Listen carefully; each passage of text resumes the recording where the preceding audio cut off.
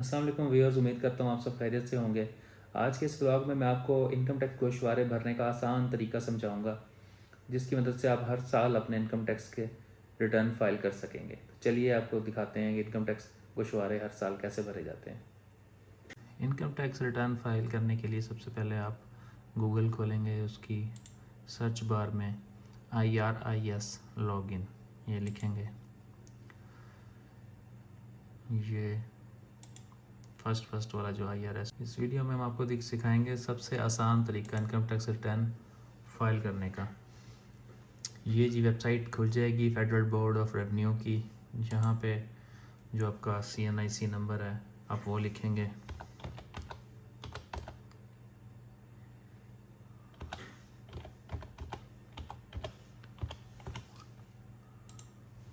Password देंगे जो आपका है।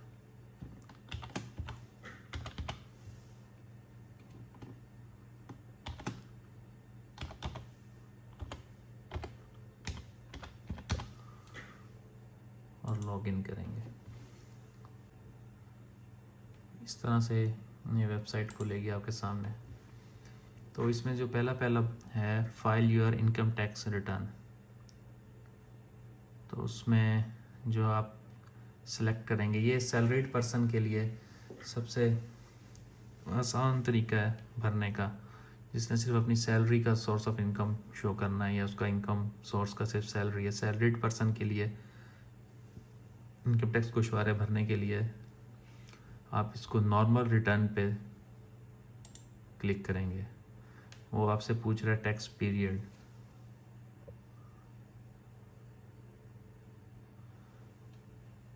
टैक्स पीरियड जो है आप यहाँ पे लिखेंगे 2023, यानी 1 जुलाई 2022 से 30 जून 2023 तक का पीरियड सेलेक्ट करके इसको कंटिन्यू करेंगे।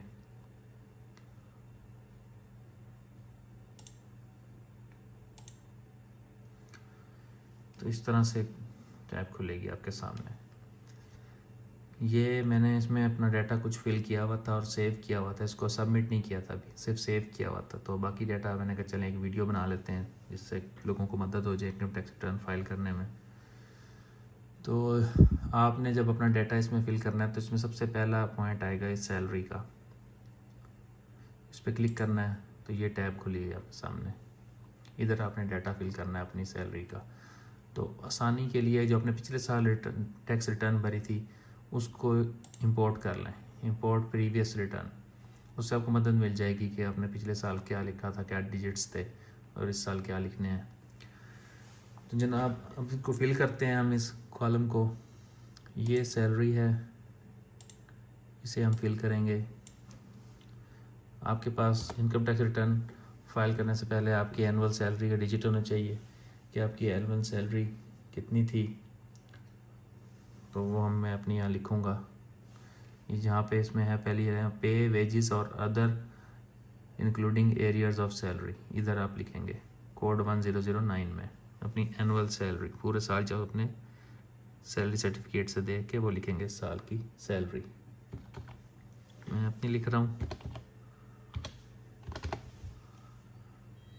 ये लिखने के बाद आप अलाउंसेस लिखेंगे, अगर आपको कोई सैलरी के अलावा अलाउंसेस हैं वो इधर लिख देंगे।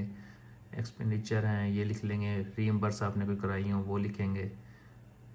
तो सैलरी का हमारा सिर्फ सैलरी थी तो मैंने सिर्फ सैलरी लिख के अपना इसको हम कैलकुलेट कर देंगे। ये फिल होगी, सैलरी वाला खाना हमने फिल कर दिया सारी जगह पे। 11,52,844 ये हो गया कंप्लीट। अब हम जाएंगे नेक्स्ट जो है बिज़नेस पर। अगर आपके बिज़नेस वगैरह हैं तो आप इधर से जो आपको एडजस्टमेंट फिल करनी है, अदर रेवेन्यूज़ फिल करने हैं, अगर नहीं है तो उसको आप छोड़ देंगे। आप फिर जाएंगे जो सैलरीड पर्सन के लिए टैक्स चार्जेबल एंड पेमेंट्स, उसमें एडजस्टेबल टैक्स पे क्लिक करेंगे। तो अब ये पिछले साल का जो मैंने भरा था टैक्स वो था 18,072। ये क्योंकि इंपोर्ट किया हुआ प्रीवियस रिटर्न को तो इसलिए ये शो कर रहा है।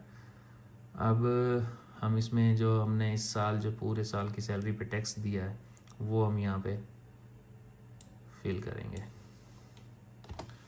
तो वो आपके पास टैक्स सर्टिफिकेट में लिखा होगा, आपने उससे देख के फिल कर देना है।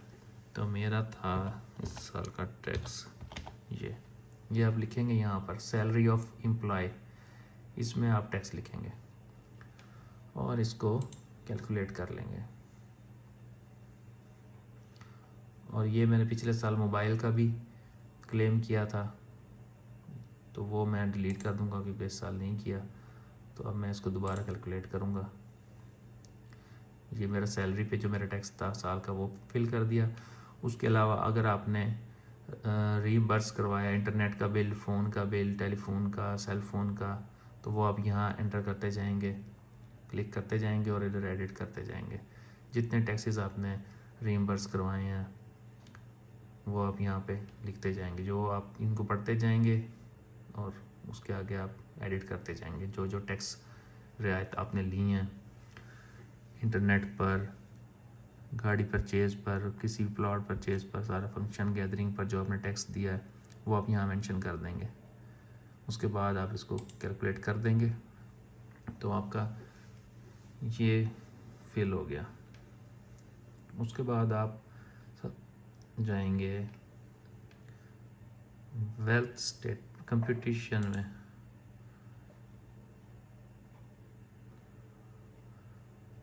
वहाँ पे आप देखेंगे कि आपकी सैलरी शो हो रही है जो आपने साल के लिए, उसके बाद जो टैक्स दिया, टैक्स चार्जेबल जो था वो कैलकुलेट किया एफबीआर की वेबसाइट ने ऑटो पे, वो 13,821 था और आपने 13,821 ही फिल किया हुआ है, 13,822 हमने पे किया हुआ है।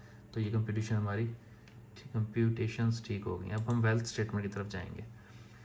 इसमें आप सबसे पहले जो है ना वो अपने पर्सनल एसेट्स पे क्लिक करें।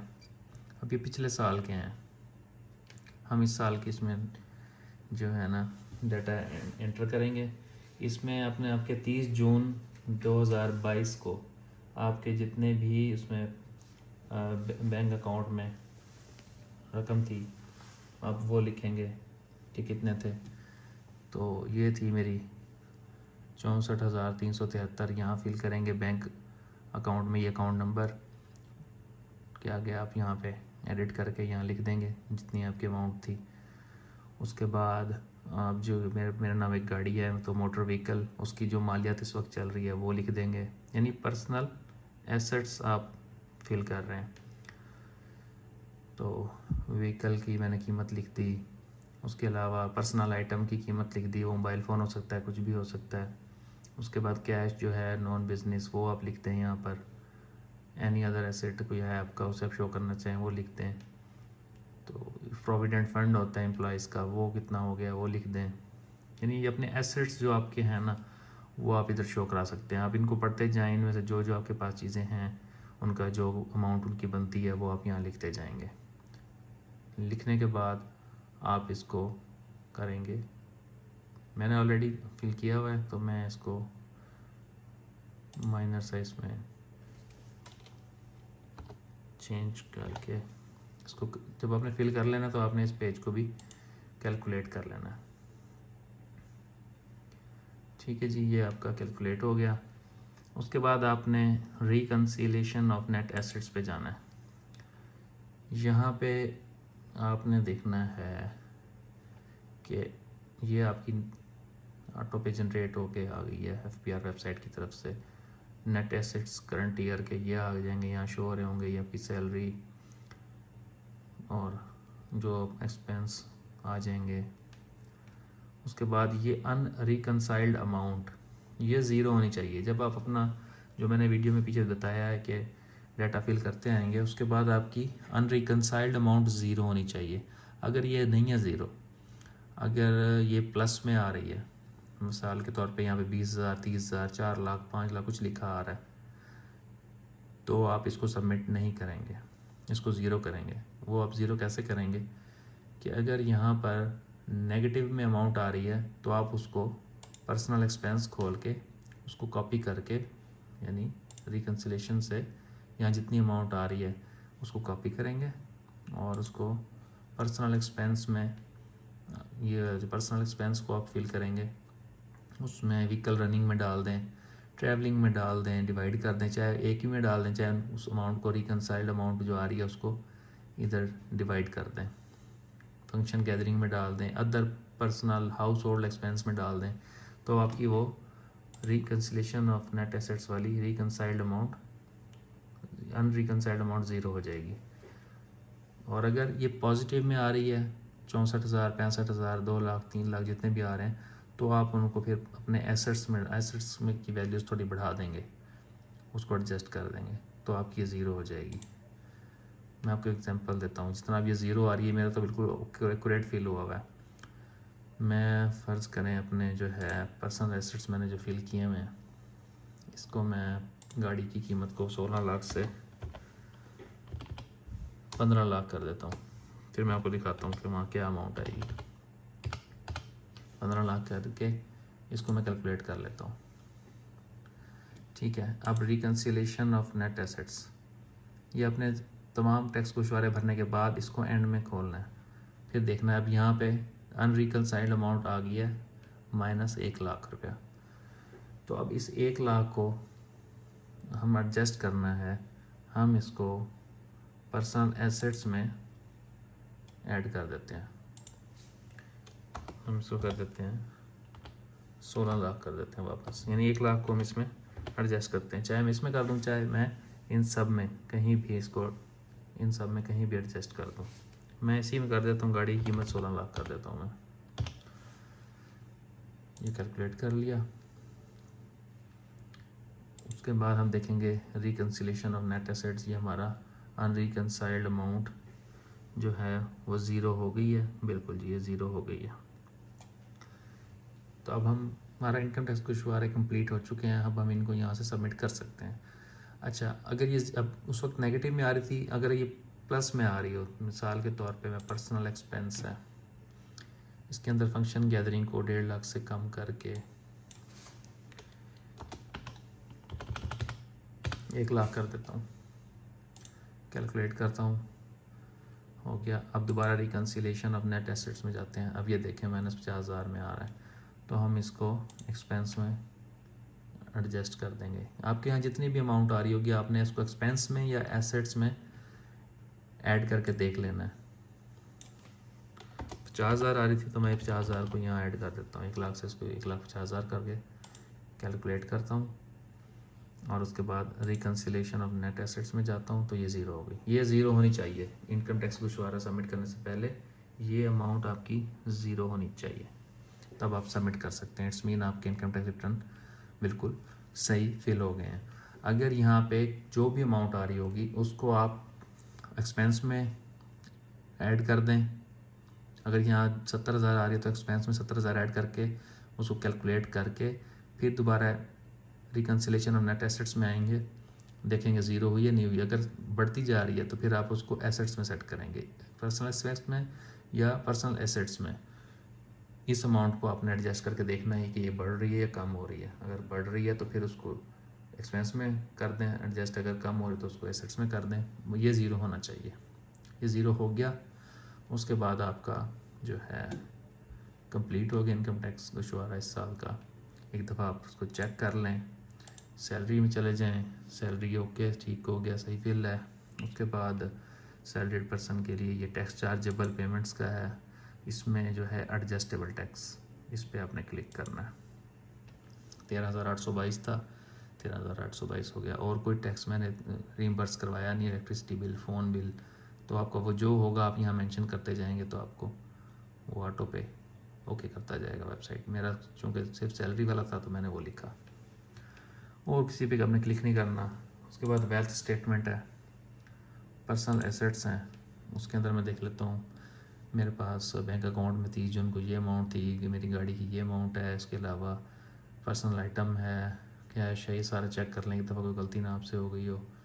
ठीक है, इसमें आप अपना जो भी कीमती एहसास आपके पास है, बिजनेस कैपिटल पड़ा है, आप यहाँ लिखते जाएंगे। आप इसको पढ़ते जाएंगे, जो जो एनिमल है आपके पास उसकी कीमत आप यहाँ लिखना चाहें एसेट्स में वो लिख दें। प्रीशियस पोजेशन है आपके पास, कोई कीमती घड़ी है उसकी अमाउंट लिख दें यहाँ पे। पर्सनल आइटम है कोई भी, एनी अदर एसेट उसकी कीमत लिखना चाहें, अपना कोई भी असासा आप यहाँ शो कराना चाहें आप यहाँ करा के उसको कैलकुलेट कर लेंगे। उसके बाद लास्ट में आप पर्सनल एक्सपेंस हैं। पर्सनल एक्सपेंस में आपने साल में जो एक्सपेंस किए, रेंट है, व्हीकल रनिंग मेंटेनेंस है, ट्रैवलिंग है, इलेक्ट्रिसिटी, वाटर, गैस, टेलीफोन, या पढ़ते जाएंगे medical, educational, club, function, gatherings, कुछ भी आप यहाँ पे अपने पर्सनल एक्सपेंस लिख लेंगे। उसके बाद लास्ट में आप रिकन्सिलेशन नेट एसेट्स में आएंगे और यहाँ पर देखेंगे रिकनसाइल्ड अमाउंट ज़ीरो हुई है या नहीं हुई। अगर ये नहीं हुई तो उसको, उस अमाउंट को जो डिजिट यहाँ आ रहे होंगे उसको आप डिवाइड कर देंगे पर्सनल एक्सपेंस में या पर्सनल एसेट्स में, तो आपका इनकम टैक्स गोशवारा कंप्लीट हो जाएगा जब आपकी अनरिकनसाइल्ड अमाउंट ज़ीरो होगी।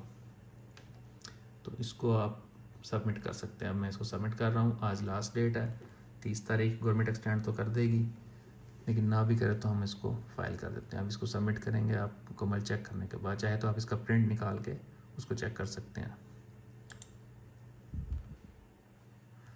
वो कह रहा है पहले सेव कर लें, जब तो ये FBR पे सेव आप हो अपना गया। अकाउंट बनाते हैं उस सेव होने के वक्त बाद अब ये पिन कोड होता हम है इसको 4 डिजिट का, वो आप सबमिट इधर कर देंगे। एंटर करेंगे और फिर सबमिट करेंगे। ये 4 डिजिट पिन यहाँ पे मांगते हैं।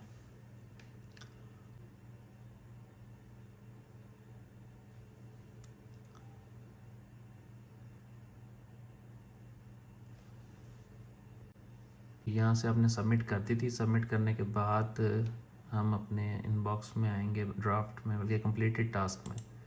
ये इनबॉक्स है हमारे अकाउंट का, ये ड्राफ्ट्स हैं, ये आउटबॉक्स हैं, इसमें कुछ भी नहीं है। कंप्लीटेड टास्क में देखेंगे कि हमारी रिटर्न फाइल होगी या नहीं आई, और वो हो गई है। 1 जुलाई 2022 से 30 जून 2023 तक की टैक्स ईयर 2023, ड्यू डेट 30 सितंबर 2023 थी। तो ये हम देख लेंगे, ये हमारी सबमिट हो गई है। तो हम इसको यहाँ से क्लोज़ कर देंगे। तो इस तरह से आप उनका इनकम टैक्स रिटर्न फाइल का जब कर लेंगे तो कंप्लीटेड टास्क में इधर यहाँ पे टॉप पे वो आ जाएगा। उम्मीद करता हूँ आपको काफ़ी हेल्प मिलेगी इससे, इस वीडियो से अपना इनकम टैक्स रिटर्न फाइल करने में। आपसे मुलाकात होती है नेक्स्ट किसी व्लॉग में।